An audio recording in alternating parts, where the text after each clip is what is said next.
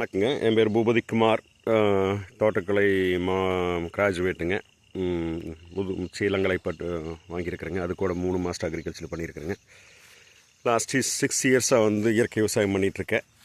Especially கருப்பு கவுனி தான் அதிகமாக பண்ணுவோங்க. ஆக்சுவலாக இலுப்பை பூ சம்பா விடையில் பண்ணுங்க, அப்புறம் தூய மல்லி மாற்றி மாற்றி பண்ணுங்க. பட் மெயின் வந்து பார்த்திங்கன்னா நமக்கு வந்து கருப்பு கவுனி தானுங்க. இங்கே பாருங்கள், ஆக்சுவலாக போட்டையில் எவ்வளோ ஸ்ட்ராங்காக இருக்குது பாருங்கள். ஏன்னா கலப்பு இல்லை, ஏன்னா அந்த வருஷம் அதிகமாக வந்து நான் வந்து பாதுகாப்பாக வந்து எதுவும் பண்ணலைங்க. ஆக்சுவலாக சர்வசாதாரணமாக கருப்பு கவுனியில் 1500 எடுக்கலாங்க. ஆக்சுவலாக ஓகேங்களா. அதுக்கு மேலே எடுக்கிறது உங்களோட திறமையை பொறுத்து. ஒன்றும் பெருசெல்லாம் இல்லைங்க. இயற்கை விவசாயங்கிறது ஒரு பெரிய கம்ப சூத்திரமெல்லாம் இல்லைங்க. ஆக்சுவலாக என்ன ஸ்டேஜுக்கு என்ன கொடுக்கணும் அப்படிங்கிறது பார்த்துக்கணுங்க. ஆக்சுவலாக என்னை பொறுத்தளவுக்கு வந்து ஏக்கருக்கு 1500 கிலோ நெல் அப்படிங்கிறது வந்து சர்வசாதாரணங்க. அதுக்கு மேலே எடுக்கிறது கொஞ்சம் டெக்னிக்கலாக பண்ணணும், அவ்வளோதான். வேறு எதுவும் இல்லை. டெக்னிக்கலாக ஒன்றும் இல்லைங்க. இந்த ஸ்பேஸிங் கரெக்டாக இருக்கணும். ஆக்சுவலாக வருஷம் கரெக்டான ஸ்பேஸிங் இருக்கணும். நாற்று வந்து கரெக்டாக இருக்கணும். நாற்று வந்து கொஞ்சம் மேலே வைக்கணும். நாற்றை வந்து வேர் பகுதி மட்டும்தான் வந்து உள்ளே போகணுங்க. ஆக்சுவலாக அதுக்கு மேலே போகக்கூடாது. இது எப்படி பண்ணலாம் அப்படின்னா வந்து உங்களுக்கு வந்து உழவு ஓட்டிட்டு கொஞ்சம் காடு இன்ஜின் உருப்பாடு வந்து நட சொன்னால் வந்து ஆள் வந்து அதுக்கு மேலே கை உள்ளே போகாதுங்க. இதுங்க அப்போ தான் வந்து கிளப்பு உங்களுக்கு மீன்ஸ் வந்து என்ன சொல்கிறது, தூர் நல்லா கட்டும், டில்லரிங் நல்லாயிருக்கும். அப்புறம் வந்து உங்களுக்கு வந்து கோணா வீடர் வந்து கண்டிப்பாக போடணும். கோணா வீடர் 2 டைம் போட்டிங்கன்னா வந்து உங்களுக்கு வந்து தூர் வந்து பார்த்திங்கன்னா சர்வசாதாரணமாக வந்து இந்த அளவுக்கு கட்டுங்க. ஆக்சுவலாக 60, 70, 80, 100 வரைக்கும் கட்டுங்க. ஆக்சுவலாக ஸோ இது ஒரு டெக்னிக். ஆக்சுவலாக ஸோ வந்து ஈஸியாக வந்து உங்களுக்கு வந்து டில்லரிங் அதிகமாக இருக்கும். அதே மாதிரி போட்டையும் அதிகமாக கொண்டு வந்துடலாங்க. அப்புறம் எண்ணெய் ஸ்டேஜுக்கு அப்புறம் அடியுரமாக வந்து உங்களுக்கு ஒரு 100 கிலோ வந்து எந்த புண்ணாக்கு விலை கம்மியோ அதை போட்டுடலாங்க. உங்களுக்கு தேங்காய் புண்ணாக்கு விலை கம்மி, தேங்காய் புண்ணாக்கு விலை 30 ரூபாய்க்கு தான் இருக்கும். அதுக்கு அடுத்தது வந்து எள்ளு புண்ணாக்கு கம்மியாக தான் இருக்கும். இது மட்டும் கொடுத்த போதுங்க. நீங்கள் கடலை புண்ணாக்கில் 50 ரூபா 55 ரூபா வருங்க. ஆக்சுவலாக அது தேவையில்லை. ஓகேங்களா. எது கம்மியாக இருக்குதோ அது எல்லாத்தையும் கலந்து புங்கம் புண்ணாக்கு எது வந்து விலை கம்மியாக இருக்குதோ அதை மட்டும் கொடுத்துக்கலாங்க. அதே டைமில் வந்து தலைமணி, சாம்பல் சத்துங்க, துத்தநாகம், மேங்கனீஸு இதோட பாக்டீரியாஸை வந்து அந்த அடி உரத்துக்குள்ளேயே உள்ளே கலந்துக்கலாங்க. அந்த டைமில் வந்து வேஸ்ட் டீகம்போஸ் இருந்தால் வந்து அங்கங்கே ஊற்றி விட்டுலாங்க. வெயில் ஃபுல்லாக வந்து ஊற்றி விட்டுலாங்க. இது வந்து கடைசி உழவு ஓட்டுறோம் இல்லைங்க, நடவுக்கு முன்னாடி அந்த டைமில் பண்ணிடணுங்க. இதுக்கு முன்னாடி வேணால் உங்களுக்கு தண்ணி இருந்தால் உங்களுக்கு பலதானி ஒன்று விதைச்சி விட்டுருலாங்க. பலதானி ஒன்று விதைச்சி விட்டிங்கன்னா காடு வந்து நல்ல ஓசி ஆர்கானிக் கார்பன் இருக்கும், ஆர்கானிக் கண்டென்ட் இருக்குங்க. ஆக்சுவலாக நீங்கள் அதை வந்து நீங்கள் வந்து டீகம்போஸ் பண்ணாவே உங்களுக்கு வந்து இந்த நெல்லுக்கான எல்லா சத்தும் கிடைக்குங்க. ஒன்றும் பெரிய விஷயமெல்லாம் இல்லைங்க. அப்புறம் அதுக்கப்புறம் வந்து நீங்கள் வந்து முடிஞ்ச அளவுக்கு குறைச்சிக்கணும். ஆக்சுவலாக வெள்ளை பொறுத்தளவுக்கு கருப்பு கவுனி பொறுத்தளவுக்கு பயங்கரமாக வளருங்க. ஆக்சுவலாக பலதானியும் போட்டு அதுக்கு அடுத்தது வந்து ஏக்கருக்கு 100 கிலோ வந்து புண்ணாக்கு வந்து கலவையை வந்து அடிக்கிறமாக கொடுத்துட்டு நீங்கள் தலைமணி, சாம்பல் சத்து, மேங்கனீஸு, துத்தநாக சத்து இதோட பாக்டீரியா உள்ள விட்டிங்கன்னா போகுது. எல்லாத்தையும் தேவையானதை எடுத்து கொடுத்துரும். ஓகேங்களா. இல்லை அது கூட வந்து ஆர்கானிக்கில் வந்து இன்றைக்கெல்லாம் வந்து இது கிடைக்குதுங்க. ஆக்சுவலாக என்னது மைக்ரோ நியூட்ரியன்ஸ் நுண்ணூட்டம் கிடைக்குதுங்க. அதை ஏக்கருக்கு வந்து எவ்வளோ கொடுக்கணுமோ அதை கொடுத்துக்கலாங்க. ஆக்சுவலாக ஸ்ப்ரேவாக கொடுத்துக்கலாம், இல்லை வந்து வேர் பிடிச்சி உருப்பாடு வந்து திருப்பி வந்து மண்ணுக்குள் கலந்து போட்டுக்கலாங்க. ஓகேங்களா. அப்புறம் அதுக்கப்புறம் வந்து நீங்கள் என்ன பண்ணுறீங்க அப்படின்னா வந்து கொஞ்சம் வளர்ந்ததுக்கப்புறம் வந்து இதில் கருப்பு கவுனியில் என்ன ப்ராப்ளம்னா பிளைட் வரும். ஆக்சுவலாக இலைப்பொறியான் வரும். அதுக்கு வந்து ஒரு சூடோமோனஸ் போய் அடிச்சிருங்க.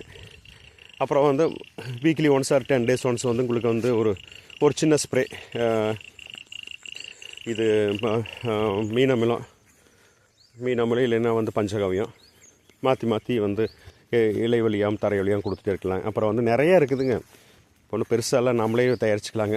பஞ்சகாவியம், மீனமிலங்க, தசகாவியம், வேளாம்பட்டை கரைசல், அப்புறம் என்ன நீங்கள் எது போட்டு இது பண்ணுங்க. அப்புறம் ஜீவாமிர்தம் என்னென்னமோ இருக்குதுங்க. ஓகேங்களா. அதெல்லாம் சிம்பிளாக வந்து நாமளே பண்ணிக்கலாங்க. அப்போ கொடுத்துட்டு வரணுங்க. முக்கியமான விஷயம் வந்து பார்த்திங்கன்னா உங்களுக்கு வந்து இடைவெளிங்க. இடைவெளி எப்படி நாற்றுக்கு இடைவெளிங்க. அதே மாதிரி வரிசை இடைவெளி. கோணா வேட்ரு 2 டைம் போடணும். இது போட்டிங்கன்னாவே உங்களுக்கு வந்து கலப்பு நல்லா வந்துடும். அப்புறம் வந்து அப்பப்போ வந்து வேஸ்ட் டீகம்போஸ், EM இதெல்லாம் பண்ணிக்கலாங்க. EM வந்து தரையில் கொடுக்க ஸ்ப்ரேயும் பண்ணலாங்க. முக்கியமான விஷயம் என்ன அப்படின்னா வந்து நீங்கள் புடை கட்டும் போதே வந்து இது எல்லாத்தையும் சொல்லிட்டு வர விஷயம். இது 1500 சிம்பிளாக எடுக்கிறதுக்கு ஒரு மெத்தட் வந்து பார்த்திங்கன்னா உங்களுக்கு வந்து புடை கட்டும் போது வந்து பார்த்திங்கன்னா ஒரு ஸ்ப்ரே வந்து அதிலிருந்து ஒரு 3 ஸ்ப்ரே வந்து பார்த்திங்கன்னா வந்து தேமூர் கரைசல் கொடுக்கணும். வச்சுலாம் ஃபஸ்ட்டு வந்து தேமூர் கரைசல் ஒரு டேங்க் 1 லிட்டருங்க. செகண்ட் ஸ்ப்ரே வந்து பார்த்திங்கன்னா தேமூர் கரைசலோட உங்களுக்கு வந்து organic potash plus magnesium mixed வந்து உங்களுக்கு வந்து ஆர்கானிக் கிடைக்குதுங்க. ஆக்சுவலாக அது ஏக்கருக்கு 1 கிலோ தானுங்க. பவுடர் ஃபார்மில் இருக்கும். ஸோ அதை கரைச்சி வந்து பார்த்திங்கன்னா வந்து இந்த தேமூர் கரைசலோடு சேர்ந்து அடிச்சிருங்க. ஆக்சுவலாக ஓகேங்களா. அப்போ தான் கிரைன் ஃபில்லிங் ஆக்சுவலாக வந்து பால் ஏறது கரெக்டாக இருக்கும். உங்களுக்கு வந்து கருக்காய் வராதுங்க, எதுவுமே வராது. ஓகேங்களா. இதுக்கு முன்னாடி இடையிலேயே வந்து ஒரு 60 நாளில் வந்து நீங்கள் இதே மாதிரி வந்து பொட்டாசியம் வந்து உங்களுக்கு இயற்கையில் கிடைக்கும். அதை வாங்கி ஒரு ஸ்ப்ரே கொடுக்கணும். ஏன்னா வந்து அதிகபட்சம் ப்ரிவேலண்டாக வந்து அதிகபட்சமாக உங்களுக்கு வந்து நெல் வந்து இது இருக்கிறது வந்து பார்த்திங்கன்னா உங்களுக்கு டெஃபிஷியன்சி அதிகமாக அடித்தாள் படுத்திருக்கும். பொட்டாசியம் டெஃபிஷியன்சி அதை ஒரு தடவை முன்னாடி கொடுத்துருங்க, ஒரு 60-70வது நாளில். ஸோ இடையில வந்து உங்களுக்கு பூட்டை பிடிக்கும். ஃபஸ்ட்டு ஸ்ப்ரே வந்து பார்த்திங்கன்னா பூட்டை 1-2 வரும்போதே வந்து தேமூர் கரைசல், செகண்ட் ஸ்ப்ரே வந்து அதுக்கடுத்து வரும். ஆக்சுவலாக அது வந்து உங்களுக்கு தேமூர் கரைசல் ப்ளஸ் வந்து பொட்டாசியம் ப்ளஸ் மெக்னீசியம் மிக்ஸ்டு வந்து ஒரு ஸ்ப்ரே கொடுத்துடணுங்க. அப்புறம் வந்து அதுக்கடுத்து வாரம் வந்து பார்த்திங்கன்னா இன்னொரு ஸ்ப்ரே கொடுத்துடலாங்க. இன்னொரு ஸ்ப்ரே தேமூர் கரைசல். எல்லாம் சொல்லுவாங்க எதுக்குடா வந்து பூட்டை வந்துருச்சு, கருது வந்துருச்சு, இதுக்கப்புறம் என்ன ஆகுது வந்து என்ன ஸ்ப்ரே கொடுத்தா என்ன ஆக போகுது, என்ன கொடுத்தா காட்டு கொடுத்தா என்ன ஆக போகுது அப்படிம்பாங்க. அப்படியெல்லாம் இல்லைங்க. அப்போ தான் கரெக்டாக கொடுக்கணுங்க. ஆக்சுவலாக இல்லை அப்படின்னா வந்து உங்களுக்கு க்ரைன் ஃபில்லிங் இருக்காது, வெயிட் வராது, கற்காய் வரும், பாலை வருங்க. ஸோ மினிமம் வந்து சாதாரணமாக ஏக்கருக்கு வந்து பார்த்திங்கன்னா கருப்பு கவுனியில் 1500 கிலோ எடுக்கலாங்க. எனக்கு தெரிஞ்சு எல்லோரும் வந்து பார்த்திங்கன்னா 1100 கிலோவே தாண்டம் வைக்கிறாங்க. அது என்ன இல்லை என்ன இருக்குன்னே இது எனக்கு புரியுமா. இது ஆக்சுவலாக சாதாரணமாக உங்களுக்கு வந்து கருப்பு கவுனியில் 1500 கிலோ எடுக்கலாங்க. அதுக்கு மேலே உங்கள் திறமைங்கிற விட உழைப்பு தான், உடல் உழைப்பு தான், வேறு எதுவுமே இல்லைங்க. ஸ்பேஸிங் கரெக்டாக கொடுத்து உங்களுக்கு வந்து 2 தடவை கோணாவேட்டர் போட்டிங்கன்னா வந்து கோணாவேட்டர் போட்டு ஓட்டிங்கன்னு வச்சுங்க, இது தோள்பட்ட ஷோல்ட்ரு போயிடும். ஓகேங்களா.